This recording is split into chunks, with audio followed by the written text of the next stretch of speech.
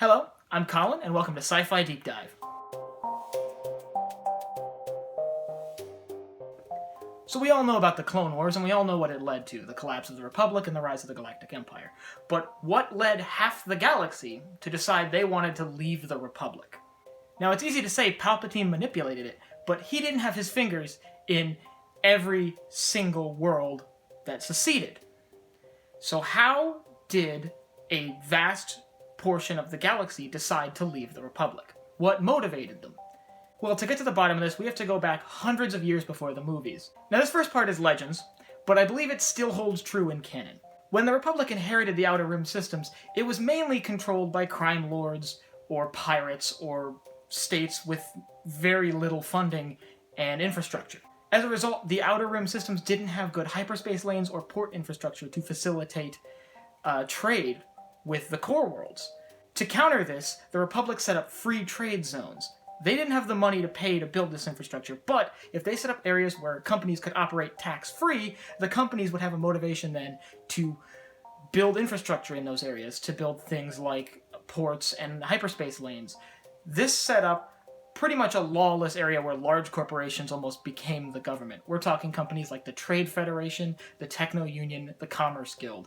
These banks and trade companies could operate without regulation. One of the big problems of this era, though, is that the Republic didn't have much of a military, and without much of a military, they couldn't protect the investments of those companies. They were being raided by pirates. They were having trouble with criminal syndicates, and they needed to defend themselves and their property. So the Republic gave these companies pretty much a blank check to build whatever hardware they needed to protect their investments in the Outer Rim. With this blank check, companies like the Trade Federation were able to put turbo lasers on their freighters and pack them full of droid starfighters and battle droids to protect them from boarding actions and protect their ground facilities against attack from, like I said, pirates and crime syndicates. This, however, also let major banks operating in that region pretty much have free reign over the area. They built ridiculous war machines for debt collection. For example, the Hellfire droid, which we see prominently in Attack of the Clones, but is used all throughout the Clone Wars, was actually originally designed for debt collection. It was a tool designed to terrorize people into paying back what they owed to these banks. In the meantime, the Republic has its own problems. Corruption runs rampant, and the people of the core worlds are not very happy with the state of their political system. Meanwhile, in the Outer Rim, in the poorer worlds, they're being held from entering. These worlds want to join the Republic and they want to get seats in the Senate. However, the core worlds are doing everything they can to slow that down, fearing more worlds in the Senate means less power for the core.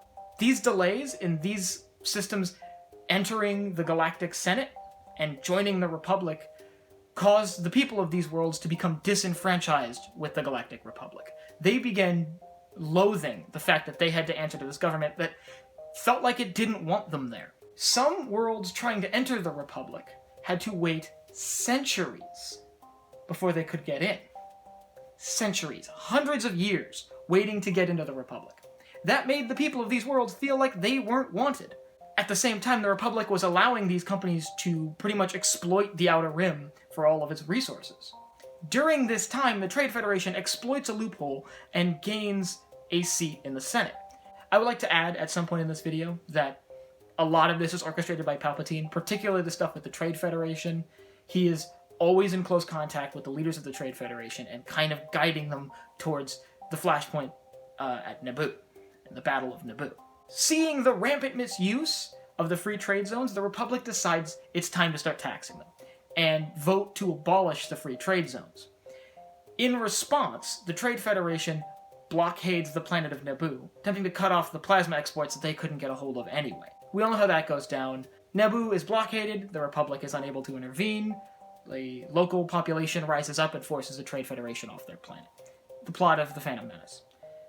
Following those events, a Jedi named Dooku, disenfranchised by the corruption in the Republic, decides to leave the Jedi Order.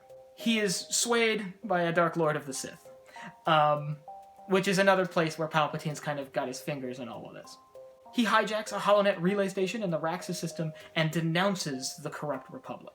His words radiate throughout the Outer Rim. People that are already disenfranchised and already don't trust the Republic to care about what they need, These people decide that they want to back Dooku's cause. Another group that decides that Dooku's cause is worth pursuing are these big companies, which are now angry at the Republic for taking away their free trade zones, which they were making a lot of money off of. Dooku, as a result, becomes the face of this separatist movement. He uses influence from Palpatine, as well as money and resources from these large companies, to trigger coups all across the Outer Rim, and spark unrests. Riots lead to small civil wars, and one by one, planets decide they want to leave the Republic and form the Confederacy of Independent Systems. As more and more systems begin to publicly denounce the Republic and discuss secession, the situation in the Senate becomes more and more tense. The discussion of founding an army comes up, for example. Meanwhile, on the other side of the galaxy, the Separatists are already well down that path. They've begun activating factories and soliciting industrious planets, such as Geonosis, to produce war materials for a war that they now see as inevitable. It's around this time that Obi-Wan stumbles on the clone army that was ordered about 10 years previously on Kamino. And this clone army becomes the basis of the Republic's capability to fight against the Separatists, which, at this point, have been amassing a ridiculous droid force. Shortly after the founding of the Confederacy of Independent Systems, Obi-Wan stumbles upon the droid foundries on Geonosis, and that is soon followed by the Battle of Geonosis, the first battle of the Clone Wars. At that point, all secrets are out of the bag. Two massive armies will face off. At this point, the war has already begun. The Galactic Republic, standing its ground with the Clone Army, while the Confederacy of Independent Systems unleashes its massive droid army on the galaxy. Content with their decision to leave the Republic, the Confederacy of Independent Systems continues to grow and wage war against the Republic for the next 2.5 years.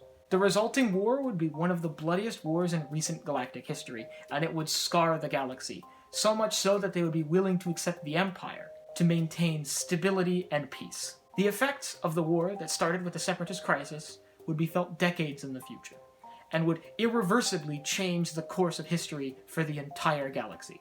Without this war, there is no Galactic Empire, and without the Galactic Empire, there is no Galactic Civil War, and there is no First Order, and there is no New Republic. This has been Sci-Fi Deep Dive. I'm Colin. If you liked what you saw today, or want more sci-fi discussions, click down below, subscribe, bell icon so you get notified every time we upload a new video. Also, don't forget to like and leave a comment. I try to respond to as many as I possibly can. This has been Sci-Fi Deep Dive. I'm Colin. See you next time.